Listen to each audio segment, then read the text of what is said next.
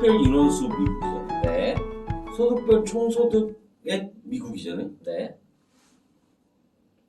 그러니까 이게 7만 5천 달러 정도를 버는 인원의 수가 한 거의 한 2천만 명 조금 안 되는 그 정도 수준인 거고, 이거는 그 한 해에 벌어들이는, 그러니까 요 7만 5천 요 정도를 버는 사람들의, 그러니까 인원수하고 요 소득을 곱한 거예요.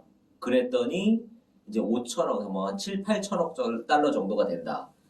그러니까 한 해에 5만에서 7만 5천 정도 그 버는 그 소득 사람들의 총 소득액을 합치니까 요 정도 금액이 돼서 총액으로 그거예요. 자, 이제 요 일단 이해는 됐어요. 요건 사람이고 이건 돈이다. 그렇죠. 그 그러니까 사람들이 버는 돈을 다 합치면 그치. 오른쪽이 된다. 네.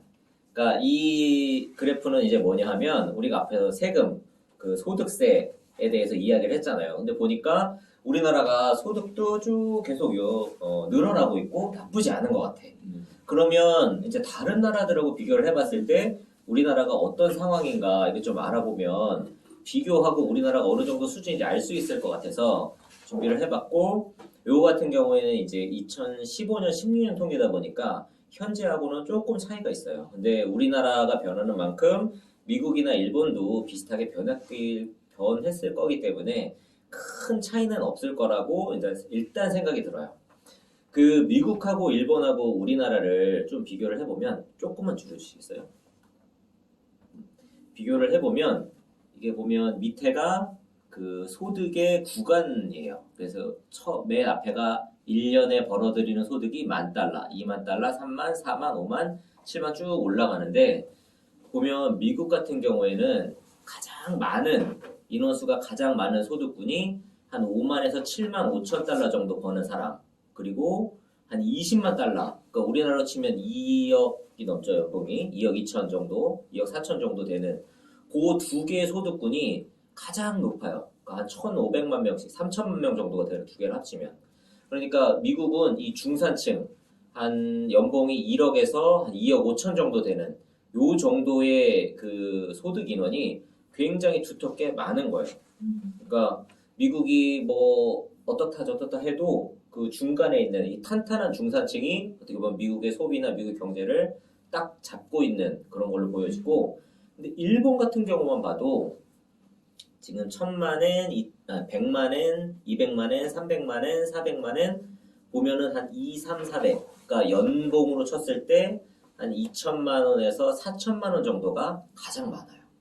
그러니까 일본도 굉장히 잘 사는 것 같지만 중산층의 소득 수준이 좀 낮은 편에 속해 미국에 비하면 뭐 거의 상대가 안 되는 정도 수준인 거죠. 그러니까 3천만 원, 4천만 원, 5천만 원 정도가 이렇게 메인을 일본도 잡고 있는 거고, 이게 이제 네. 일본 이게 전체는 그렇지는 않지만 네. T사나 F사나 이렇게 보면 그러니까 두 개의 군이 있어요. 그러니까 우리나라도 있긴 한데, 네.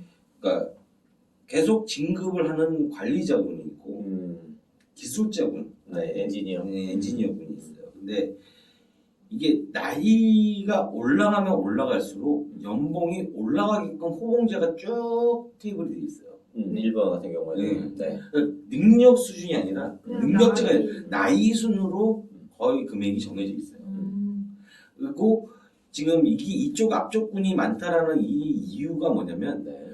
그런 기술 쪽, 제조 쪽 이쪽 사람들이 사람이 훨씬 더 많기 때문에 그 사람들은 그 급여가 급격하게 올라가지 않거든요. 근데 이제 관리자 쪽 이렇게 계급이 좀 올라가는 뭐 과장, 차장, 부장 이렇게 계급이 올라가는 그쪽은 좀 갭 차이가 많이 나는데 그쪽은 좀 물갈이가 좀 심한 편이고 이쪽 기술 쪽이나 기술 쪽이나 뭐 이런 생산 쪽은 거의 물갈이가 안 되고 그냥 쭉 가는 그런 거라고 저는 보여져요. T사하고 F사를 봤을 때. 얇고 밀게. 그렇죠. 어쨌든 일본이 나라로서는 지금 어쨌든 세계 3위의 경제 수준을 가지고 있지만 그 국민들의 소득 수준을 보면 미국에 비해서 굉장히 좀 낮은 쪽에서 메인이 중산층이 형성이 되어 있는 걸 볼 수가 있고, 근데 한국 같은 경우에는 사실 더 심각하죠. 가장 많은 소득군이 1,000만 원 이하가 거의 600만 명, 그리고 2천만, 3천만은 거의 뭐 500만, 300만 이렇게 쭉쭉 줄어들고 있어요.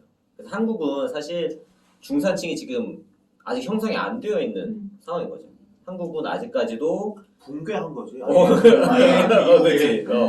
그래서 미국이나 일본처럼 어떤 저 소비의 중심을 잡고 있는 이런 계층이 한국은 없는 거예요. 지금 아직까지도. 근데 이제 여기서 뭐 현장에 있는 사람으로서 얘기를 하자면 한국 같은 경우에는 그가 이제 아까도 말했듯이 많이 쳐냈잖아요. 근데 쳐낼 때 우리가 가장 그 참 이상하게 생각했던 거는 40세 이상 뭐 몇 년 근속 이상 하고 쳐냈거든. 능력을 따지는 게 아니라 나이로 쳐냈어요. 나이로. 50세 이상 뭐 이렇게 쳐냈잖아요. 근데 아까도 말했듯이 나이가 많으면 많을수록 급여가 높거든요. 그러니까 그런 분들을 쳐내버리고 그 사람들이 어디로 가냐? 월급을 급여를 받는 게 아니라 다 이제 뭐 사업 장사를 한다든가 뭐 이런 쪽으로 다 전환이 됐거든요. 이게 두 번이 왔어요. IMF 때도 있었지만 그렇죠. 금융위기 때도 있었고 그리고 요즘에도 좀 또 이제 그런 좀 흐름이 있는데 그런 식으로 막 쳐대다 보니까 이런 그래프가 나오지 않았나라는 생각이 들어요. 근데 사실 그렇게 따지면 미국이나 일본도 경제 위기가 없었던 게 아니거든요. 아 근데 미국은 정확하게 모르겠죠. 일본은 아까도 말씀드렸다시피 그 군이 나눠져 있잖아요. 쳐내는 군은 거의 관리자군, 공장이나 기술자분들은 거의 안 쳐내요. 근데 우리나라는 기술자이면서도 부장 이사 이런 분들이 계시거든요. 그러니까 그런 이쪽하고 좀 급여 체계가 달라서 그런 형태가 바라지. 미국은 저는 솔직히 미국에서 회사에서 일해보진 않았지만 이게 그러니까 이 사람이 능력을 많이 따지는 편이잖아요. 그렇죠. 성과에 따라서 급여가 결정이 되니까. 그러니까 성과라는 자체도 객관적인 성과죠. 이 사람이 얼마짜리 사람이냐를 그렇지. 퍼포먼스를 정확히 좀 따지는 편이잖아요. 우리나라는 아무리 젊어서 퍼포먼스가 좋다고 하더라도 더 많이 못 받아요. 젊으니까. 그러니까 아까 3천만 원 초봉 3천만 원, 뭐 4천만 원 받는다라고 해도 거기서 퍼포먼스가 너무 좋아갖고 이 사람이 10배, 20배를 번다라고 하더라도 이 사람이 안 늘어나거든요. 근데 미국 같은 곳은 저는 일을 안 해봤지만 약간 다른 것 같아요. 그리고 이제 월드와이드 미팅 같은 거 이렇게 가보면 40, 50대 아저씨들이 와요. 중국은 20대 중반. 그리고 한국은 이제 30대에서 40대. 근데 이 유럽이나 미국 애들을 보면 거의 40, 50대 아저씨들이에요. 근데 그러면서도 자기네들 현장에 뛰는 거예요. 우리나라는 거의 뒤에 가 있거든요. 현장에 안 뛰고. 그런 게 좀, 그러니까, 얼마를 버느냐가 더 중요시 여겨서 저런 차이가 나는 거 아닌가라는 생각이 들어요. 그러니까, 우리나라는 그래서 열심히 일하고 싶은 마음이 안 생기는 거죠.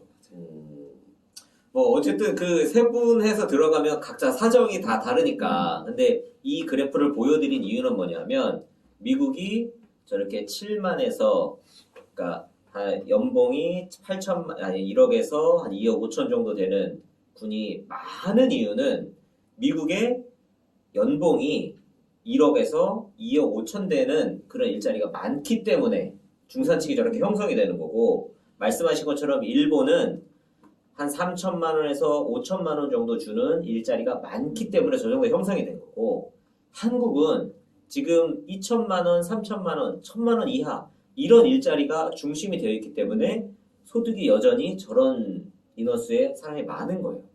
그래서 한국이 더 살기 좋은 나라가 되려면 2천만 원짜리를 넘어서 4천만 원, 5천만 원, 정말 미국처럼 연봉이 1억, 2억 이 정도 되는 일자들이 자꾸 늘어나야 소득별 인원수도 늘어나게 되는 거고, 그런 쪽으로 경제의 방향이 움직여져야 되는데 지금 한국에서는 그런 쪽으로 방향으로 가고 있다는 느낌이 안 드니까 지금 이순신 프로젝트 하는 거죠. 그치. 맞아요. 그게 이순신 프로젝트 목표인 거야. 목표라고. 이렇게 만드는 거 그치. 그래프를 미국처럼. 이거를 이렇게 만드는 게 이순신 프로젝트가 하고자 하는 방향입니다. 네. 그 밑으로 이제 쭉 내려가 보시면 하는 거죠. 소득별 납부 세율을 보면, 그러니까 실효세율만 일단 볼게요. 미국 같은 경우에는 소득이 올라갈수록 실효세율이 쭉 올라가다가 $10,000 이상, 그러니까 100억 원 이상을 버는 사람에서 갑자기 실효세율이 떨어져. 그러니까 미국의 부자들이 나서서 부자 증세를 해야 된다 하는 이유가 자기네들이 실질적으로 세금을 덜 낸다라고 이야기를 해요, 이 사람들은. 그래서 이 부분에 문제가 있으니까 미국은 부자들에 대해서 증세를 해야 된다는 이야기가 계속 나오는 거고, 일본은 더 심해. 그 3천만 엔, 그러니까 3억을 정도 내는 사람이 갑자기 세금이 급격히 늘어나. 그러니까 일본은 이게 뭔가 엄청 잘못 설계가 되어 있는 거야, 지금. 그래서 이 사람들만 피 보고 있는 거야, 지금. 더 많이 내. 자기보다 많이 버는 사람보다 실효세율이 훨씬 높아. 그리고 부자로 갈수록 실효세율이 조금 낮아지고 있는. 그래서 이건 뭔가 좀 대대적인 수정이 필요한 것 같고. 그래도 한국 같은 경우에는 이 누진세율이 그나마 이렇게 좀 순차적으로 되어 있는데, 문제는 지금 2억을 벌던 사람에서 5억을 벌던 사람의 차이가 급격히 늘어나서 한 3, 4, 5억 정도 버는 사람이 무언가 좀 타격을 받고 있는 구조인 거죠. 그래서 그 정도 소득이 있는 사람은 뭔가 자기가 손해보고 있다는 느낌이 들 수도 있어. 한국에서 살면서. 와, 씨. 이 정도 벌면 근데 난 안 벌어봐도 모르겠는데. 손해라고 생각하나? 실효세율로 봤을 때, 그때 있는 사람들이 갑자기 이제 실효세율이 좀 늘어나고 있다라는 부분이 좀 있고, 또 밑으로 내려보시면, 이제 요거 같은 경우에는 사실 우리가 지금까지는 계속 세금에 대해서만 이야기를 했는데, 국가에 대해서 우리가 세금 비슷하게 내는 게 더 있어. 실질적으로 내는 이 직접세의 비율이 있고, 아까 말한 이제 간접세, 부가세를 내는 비율이 있고, 거기에다가 이제 건보료하고 국민연금, 이런 사회보장세, 이 부담 비율을 다 합치면 이제 국민 부담률하고 좀 비슷한 수준이 되는데, 일단 개인 소득세를 보게 되면 미국이 확실히 소득도 많고 소득세도 많이 내. 근데 미국은 사실 부가세가 없거든요. 이게 뭐 주에 따라 좀 다르긴 하지만, 근데 부가세를 합치게 되면 미국이 한 20% 정도가 돼. 여기 옆에 이제 달러라고 되어 있는데 이게 퍼센트예요. 소득세하고 부가세 부담률을 합치게 되면 미국은 거의 한 20% 정도가 되고, 일본은 이제 10%가 조금 넘고, 한국은 거의 한 15% 정도가 되고 있고, 근데 여기에다가 이제 사회보장, 그러니까 건강보험하고 국민연금을 합치게 되면 거의 미국 같은 경우에는 27% 정도, 일본이 한 26%, 한국이 한 22, 3 정도. 그래서 이렇게 사회보장비까지 다 합치게 되면 얼추 비슷한 수준까지 올라가게 되는 것 같아요. 그래서 증세나 어떤 이 세금에 대해서 이야기를 할 때 단순히 세율이나 이런 것만 따질 게 아니라 이런 부가세율이라든지 사회보장 그 부담 비율이라든지 이런 것들을 종합적으로 그 살펴봐서 증세나 이런 것들을 생각을 해야 되는 그런 거죠. 그래서 한국이 뭐 세금이 엄청 낮다, 실효세율이 엄청 낮다라고만 이야기할 게 아니라 다른 부가세율이라든지 이런 사회보장 비율까지 같이 좀 통합적으로 봐서 판단을 해야 된다라는 거고, 어쨌든 이 표에서 현재 가장 중요한 건 앞에 이야기했던 중산층, 정말 소득이 연간 연봉 1억에서 2억 5천 이 정도 사이에 이런 일자리를, 양질의 일자리를 어떻게 만들 것인가, 이게 사실은 국가 경제를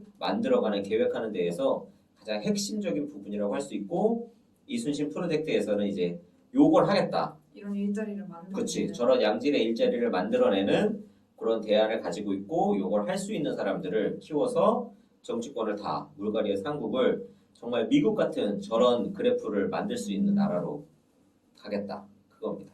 그렇게 그러려면 어떻게 해야 되겠어요? 그러면 정답을 너무 잘 알아. 어떻게 해야 되겠어? 공유를 많이 하고 정리를 많이 하고 정책 아카데미에서 이런 거를 함께 배워봤으면 좋겠습니다, 여러분. 자, 그러면 이 그래프를 봤을 때 어떤 나라에 살고 싶어요? 1번 미국, 2번 일본, 3번 현재의 한국. 4번 이순신 프로젝트가 성공한 한국. 4번 성공하죠. 아 너무 자기적이야. 그러니까 쭉쭉 빨아들여 그냥. 일단 좋은 결론이었습니다. 끝? 끝. 대단히 감사합니다. 이순신 프로젝트가 내세우는 가치관과 비전은 세 가지입니다. 첫째, 글로벌 경쟁력을 확보하여 양질의 일자리를 만들자. 둘째, 미래 세대에게 빚을 떠넘기지 말자. 셋째, 훼손된 민주주의를 회복하자. 이순신 프로젝트는 이런 비전을 실행할 수 있는 대안을 가지고 있습니다. 이순신 프로젝트는 문제를 해결할 수 있는 젊고 능력 있는 정치인들을 키워내고자 합니다. 새로운 정치인들을 중심으로 기성 정치권을 물갈이하는 것이 이순신 프로젝트의 목적입니다. 젊고 능력 있는 분들을 기다리고 있습니다. 이순신 프로젝트에서 제대로 된 정책 훈련을 받으면 국회의원, 지자체장, 대통령이 되어서 한국을 바꿀 수 있습니다. 적극적으로 도전하세요. 기다리고 있습니다.